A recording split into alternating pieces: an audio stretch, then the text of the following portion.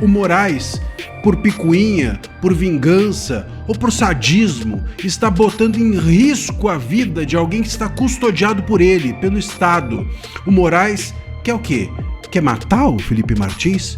Então, diante desse contexto, o Lulinha, Paula, está rifado. O sigilo do Lulinha está rifado. Vamos ver se com a quebra do sigilo do Lulinha, outras pessoas vão ser rifadas também. E esperamos todos que o primeiro escalão do governo Lula e o entorno da família do Lula, sem dúvida, senão o próprio Lula apareça rifado junto. Sejam bem-vindos, o meu nome é Bruno, deixe o seu like e inscreva-se no canal.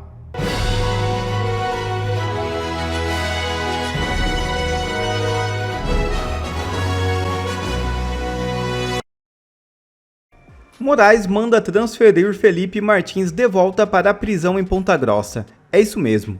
Defesa e família demonstram preocupação com a segurança e estrutura da unidade no interior do Paraná.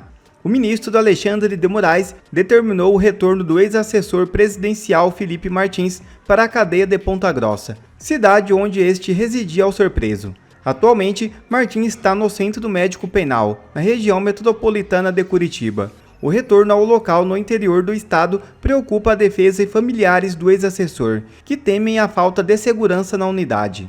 A defesa e familiares também manifestam preocupação com a superlotação da unidade de Ponta Grossa e com a possibilidade de rebeliões no local. Ou seja, Alexandre de Moraes coloca a vida de Felipe Martins em risco. O advogado André Marcília explica esse caso. Entenda. A notícia que eu tenho que comentar com vocês é de que o Moraes mandou o Felipe Martins voltar a uma prisão em Ponta Grossa, no interior do Paraná, onde ele sofre risco de vida, e isso já foi apontado pela segurança, pela avaliação da segurança estadual. Ou seja, o Moraes, por picuinha, por vingança ou por sadismo, está botando em risco a vida de alguém que está custodiado por ele, pelo Estado. O Moraes quer o quê? Quer matar o Felipe Martins? É isso mesmo, o governo do Paraná transferiu o Felipe Martins para o Complexo Médico Penal de Pinhais, na região metropolitana de Curitiba, entendendo que o presídio de Ponta Grossa, onde ele cumpria a pena, não oferecia segurança suficiente para ele, né? Ele provavelmente lá tinha presos perigosos, faccionados, pessoas, né, que são muito adeptas a um determinado governo que está hoje no poder, mas que são muito contrárias ao governo que o Felipe Martins, como assessor, representou, que foi o governo do Bolsonaro. E talvez por isso até mesmo a sua segurança estava em risco lá em Ponta Grossa. E transferiu Felipe Martins sem tocar no assunto, sem, inclusive ao que consta, consultar o oráculo do mundo, sem consultar o alecrim dourado, o Moraes. É uma questão de segurança, é uma questão administrativa, não se trata de uma questão judicial, portanto, o Moraes não tinha mesmo que se meter nisso. Essa transferência agora, parece que o Moraes soube e não gostou, porque não pediu autorização para ele, pro alecrim dourado. E por isso ele mandou agora o Felipe Martins de volta para Ponta Grossa, de volta para o lugar onde a própria avaliação da penitenciária já tinha dito que ele, Felipe Martins, estava correndo risco de vida. Vocês entenderam? Quer dizer, o Felipe Martins volta a mando do Moraes agora para o lugar onde ele corre risco de vida, segundo a própria penitenciária. O que o Moraes quer? O que o Moraes quer? Colocar em risco a vida do Felipe Martins? Um custodiado nas mãos dele. É isso? O Felipe Martins vai agora correr risco porque o Moraes não foi consultado? E nem deveria, repito, nem deveria. É uma questão de segurança pública, portanto administrativa e não judicial. O Moraes agora quer cuidar de tudo, até de transferência de preso. Ele vai ser agora motorista também de camburão. Olha, só se for para ir atrás. Na frente, não faz nenhum sentido que ele vá. É absurdo, um completo absurdo. É como se o sistema de segurança não pudesse tomar decisões nenhuma decisão, emergencial que seja, sem em nome da integridade física de um preso, sem consultar o bonito do Moraes. O que o Moraes quer? Essa é a pergunta que fica. Passar por cima das leis não basta para ele? Violar a Constituição, a lei de execução penal, tudo para ele é pouco? Ele quer também transformar o Felipe Martins em um novo Clezão, é isso? Quer fazer de novo o mesmo que já fez com o Clezão? Bom, meus caros, vamos aguardar que a defesa do Felipe Martins possa conseguir, enfim, estar diante de um juiz e não de um carrasco, como é o que o Moraes é. É e tem sido, e parece que não abre mão de ser. Lula liga para Lulinha, bateu o desespero. É isso mesmo. Assim que tomou conhecimento de que os sigilos de Lulinha haviam sido quebrados pelo ministro André Mendonça, Lula ligou para o filho que está morando na Espanha. O petista teria manifestado espanto com a medida. Lula então foi informado de que o pedido de quebra dos sigilos telefônico, bancário e telemático do filho foi feito pela Polícia Federal em janeiro de 2026 e autorizada por André Mendonça em fevereiro. Em ano eleitoral, Lula, que conhece a índole do filho, certamente está extremamente preocupado. Para piorar a situação, a quebra do sigilo de Lulinha na CPMI do INSS também foi mantida pelo presidente do Senado, Davi Alcolumbre. A oposição vai se debruçar sobre as transações do filho do rapaz. Em breve, muita falcatrua deve vir à tona. Deixa eu aproveitar aqui para a gente repercutir um pouco dessas notícias fresquinhas, direto de Brasília. Marina Helena, boa noite, seja bem-vinda em Oeste Sem Filtro. Essa informação que acaba de chegar, que o presidente do Senado, Davi Alcolumbre, então manteve a decisão da CPMI do INSS. A gente acompanhou na semana passada uma sessão super confusa que acabou com supapos ali, xingamentos, socos e pontapés, enfim. No fim das contas, há essa manutenção importante, vitória ali para a oposição na CPMI do INSS, Marina, mas claro que a base governista tem ainda essa possibilidade de bater na porta do Supremo Tribunal Federal e tentar judicializar esse caso. Mas, por enquanto, o senador Davi Alcolumbre não quis interferir na decisão soberana da comissão, do presidente e do relator da CPMI. Pois é, parece que o Alcolumbre não quis, comprar essa briga. Lembrando que isso aí é algo que já aconteceu diversas vezes, então não foi a primeira. E parece que ele não quis intervir aí. A gente pode tentar trazer ali os motivos para isso, talvez até algum desvio de atenção de outros nomes investigados, até nomes próximos ali a Davi Alcolumbre. A gente precisa lembrar que tem um ex-chefe de gabinete do Alcolumbre, que é um dos investigados, o advogado Paulo Bodens, que foi investigado exatamente porque teria ali, tem uma empresa que seria intermediária, que teria recebido recursos das empresas do Careca do INSS e transferido para esse ex-chefe de gabinete, enquanto ele ainda era assessor ali de Alcolumbre. Em 5 meses, ele chegou a receber 3 milhões de reais, então, uma quantia alta. Sabemos que na época, a CPMI tentou a quebra de sigilo de Paulo Bodens, mas conseguiram barrar. Então, não foi para frente esse processo. Então, agora, como bem disse a Berenice, são 86 outros requerimentos. Então, eu não sei se ele não quis comprar essa briga ou se também isso, ao estar ali outros nomes envolvidos também esfria, talvez outros que ele queira proteger. A verdade é que agora, e a gente sabe que a oposição, o governo sempre faria isso mesmo, que é recorrer ao Supremo, a dificuldade é que agora eles vão bater na porta do André Mendonça. Então, se fosse qualquer outro ministro do STF, Paulo, eu acho que a gente ficaria preocupado. Agora, eu acho que tem um outro motivo aí por trás que explica esse comportamento do Alcolumbre. A verdade é que Inês é morta, porque a Polícia Federal já fez o pedido de quebra de sigilo ao ministro André Mendonça e ele autorizou.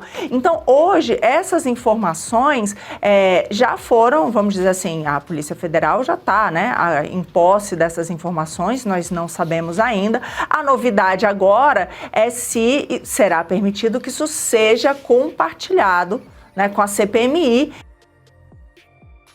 Então, por que meios saberemos, né? Eu acho que é mais esse o caminho. O outro ponto é que tudo que já foi levantado, o próprio Lulinha, que confessou de fato que viajou com o careca do INSS, tudo que está ali envolvendo, né, a sua amiga, que também era ali, né, tinha várias relações com o careca do INSS, inclusive tatuada ali no braço, né, uma tatuagem igualzinha à da mulher do Lulinha. Tudo que foi encontrado em termos de documento que remetem a Lulinha, esse pagamento, né, ele é acusado de receber 25 milhões, a mesada, tudo isso é muita coisa para simplesmente jogar embaixo do tapete. Vamos ver só se aquilo que o Lula disse continua, né? Ele disse que olhou no olho do filho e que se ele fez alguma coisa, ele vai pagar o preço. Vamos ver se dá para acreditar ou não na palavra do presidente. A verdade é que quem estava ali na CPMI, né, eles foram contrários, o PT foi completamente contrário à abertura dessa CPMI, tentou barrar de todas as formas essa quebra de sigilo, saiu até no tapa para evitar isso, é o que sabemos até agora. André Marcília, boa noite, seja bem-vinda. A Marina bem lembrou, né? Tem duas investigações em paralelo, só para a gente lembrar, né, em relação ao INSS. Uma que está no Supremo Tribunal Federal, sob a relatoria do ministro André Mendonça. Foi pedido ali a quebra do sigilo bancário do Lulinha pela Polícia Federal e deferido pelo relator André Mendonça. E também houve um pedido na CPMI do INSS de quebra de sigilo do Lulinha. Também foi aprovado na semana passada. Hoje, então, o presidente do Senado se manifestou a respeito.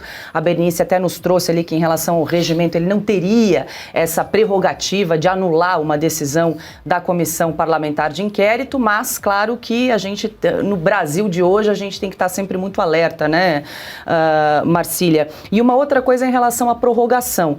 O Carlos Viana, presidente da CPMI, disse que pode entrar com mandado de segurança caso o ministro, Davi Alcolumbre, presidente do Senado, não se manifeste nos próximos dias, mas parece que ele ainda deu um prazo para que o presidente do Senado possa autorizar nessa prorrogação, porque afinal de contas, dia 28 de março está logo ali. Para realizar o relatório final, eles precisam pelo menos de uma semana, Marcília, com toda a documentação, né, em mãos. Boa noite, Paula. Boa noite, Marina. Boa noite, Piotto, Ana, toda a audiência. Pois é, o Alcolumbre, né, e o Congresso, vamos dizer assim, o Alcolumbre e o STF, eles só perdem, eles só admitem a derrota quando o jogo já está realmente completamente perdido. Esse caso, né, da resistência à prorrogação, né, da CPI, das CPMIs, isso eles vão tentando ao máximo, mas é muito, muito ruim, até mesmo para a exposição da imagem pública deles, né, esse tipo de... E a gente precisa lembrar que a gente está à beira da eleição, então qualquer jogo muito contra o interesse público, o interesse das pessoas, expõe também o Alcolumbre, expõe também esses que em nome do STF falam. O STF não vai para as urnas, mas esses representantes dos tentáculos do STF podem ir e acabam se expondo. Então esse é um ponto que a gente precisa contingenciar. O outro é sobre isso, eu acho que é a grande notícia, né? Essa manutenção da quebra de sigilo por parte do Alcolumbre. Também aqui a gente pode fazer o mesmo raciocínio. Ele só admite a derrota porque já tinha perdido. Então primeiro a gente tem o André Mendonça, completamente a par do caso. Ele já tinha, inclusive, deferido a quebra de sigilo judicial, por via judicial. Então ia acontecer, ainda que o Alcolumbre não mantivesse a quebra de sigilo do Lulinha, o André Mendonça faria com que isso ocorresse judicialmente, então não teria efetividade por parte do Alcolumbre. Seria uma queda de braço em que ele só exporia a sua imagem, em primeiro lugar. Segundo que, ainda se isso fizesse o Alcolumbre, o Congresso tinha como recorrer. E o recurso, como bem lembrou a Berenice, cairia com quem? Com o próprio André Mendonça, que obviamente não teria como, inclusive, dar uma decisão contrária. Ainda que quisesse, seria uma loucura. Ele próprio deferia o quebra de sigilo. Como é que ele então permitiria, né, que uma decisão do Alcolumbre contra a quebra de sigilo se mantivesse? Seria uma esquizofrenia jurídica, o André Mendonça não passaria por isso jamais. E depois, a gente teve essa confissão do Lulinha, que a gente até comentou ontem aqui no Sem Filtro. A confissão na imprensa. Ele confessou para amigos, né, que ele teve uma relação com o Careca, que o Careca pagou a ele uma passagem para que ele visitasse Portugal, visse uma empresa, etc, etc. Ele confessou aos amigos e os amigos vazaram para a imprensa. Obviamente, me parece, a minha leitura é de que o próprio Lulinha vazou isso, ou que sabia que isso ia ser vazado à imprensa, e com isso faz um gesto dizendo, olha, não precisa nem quebrar o meu sigilo, que eu já estou me antecipando, eu próprio estou quebrando aqui pelo menos parte do meu sigilo e fazendo até um gesto negocial. Negociem comigo, não precisa quebrar o meu sigilo, eu entrego pelo menos algo do que vocês querem. Isso mostra um contexto em que o Lulinha está rendido, em que o próprio Alcolumbre está rendido. Eu até comentei ontem aqui que essa confissão para a imprensa, que foi publicada ontem, era uma declaração, uma demonstração de que o jogo da quebra de sigilo do Lulinha está perdido completamente. A única chance do Lulinha seria recorrer ao Gilmar Mendes. O Gilmar Mendes, que já inclusive disse uma vez na imprensa que o seu gabinete era um pátio dos milagres, né, e até hoje não explicou o que isso significaria. O que seria um pátio dos milagres? Bom, na sexta-feira talvez a gente tenha visto, mas ficaria demais, seria muito descaramento e despudor por parte do ministro Gilmar Mendes, que aliás ontem no Roda Viva, né, chegou a ser, por diversas vezes, chegou o senador Alessandro Vieira a dizer que ele cometeu fraude processual e etc. Enfim, dentre outras coisas mais que a gente comenta adiante, mas o ponto é o seguinte, o Gilmar Mendes, nem ele talvez tivesse condições de expor tanto a sua imagem como já fez sexta-feira. Está desgastado, é outro ministro que se desgastou para proteger o Toffoli na sexta. Então, diante desse contexto, o Lulinha, Paula, está rifado. O sigilo do Lulinha está rifado. Vamos ver se com a quebra do sigilo do Lulinha, outras pessoas vão ser rifadas também. E esperamos todos que o primeiro escalão do governo Lula e o entorno da família do Lula, sem dúvida, senão o próprio Lula apareça rifado junto nessa quebra de sigilo. Só para trazer uma informação, a Berenice conversou com o senador Randolph Rodrigues e ele confirmou que não vão judicializar esse caso em relação à quebra do sigilo do Lulinha, pelo visto, assunto encerrado. Vamos aguardar mais informação que nos chega direto de Brasília. Bom, e o ministro do Supremo, André Mendonça, autorizou a defesa do Lulinha a acessar o inquérito da Polícia Federal sobre a fraude no INSS. O filho mais velho do presidente Lula é citado nas investigações como suposto sócio oculto do lobista Antônio Carlos Camilo Antunes, conhecido como Careca do INSS. A suspeita de que ele teria recebido uma mesada de R$300 mil. As menções ao nome de Lulinha aparecem em documentos obtidos a partir da quebra de sigilos de pessoas ligadas ao lobista, que está preso desde o ano passado. A pedido da Polícia Federal, André Mendonça também autorizou a quebra do sigilo bancário do empresário. Em nota, a defesa de Lulinha afirma que não tem envolvimento com fraudes no INSS e que vai prestar todos os esclarecimentos ao Supremo. Adalberto Piotto, muito boa noite, seja bem-vindo. Acerta o ministro André Mendonça ao dar ali acesso à defesa de Lulinha, o inquérito que investiga ali toda a fraude, né, a farra do INSS? Boa noite, Paula. Boa noite, Marina. Bem-vinda. Marcília, Ana, todos que nos acompanham. O ministro André Mendonça está deixando claro, inclusive ao colega dele de Supremo, o ministro... Gilmar? Não, perdão, me fugiu agora. Alexandre de Moraes, você veja que coisa nós falando do Alexandre com tamanha frequência. Esquecemos uma vez dele. Pois é. É bom. Sabe o que é? Talvez porque esse gesto do ministro André Mendonça é tão oposto ao que praticou o Alexandre de Moraes durante todo o tempo. Claro, se a defesa não tiver acesso, ela não consegue defender o cliente dela.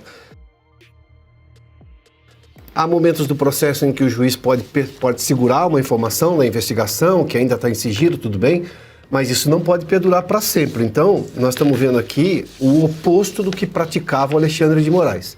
O André Mendonça diz, os advogados querem saber como é que o cliente dele está sendo citado, tudo bem. Em algum momento vão ter que apresentar a defesa mesmo. Então, já temos um avanço nisso. Isso é um avanço institucional no país E ele não é pequeno diante dos abusos e arbítrios com os quais fomos obrigados a conviver, porque parte do Brasil, parte da sociedade, da imprensa, achou que o Alexandre de Moraes podia fazer qualquer coisa para, abre aspas, salvar a democracia. Nunca nos esqueçamos deste fato.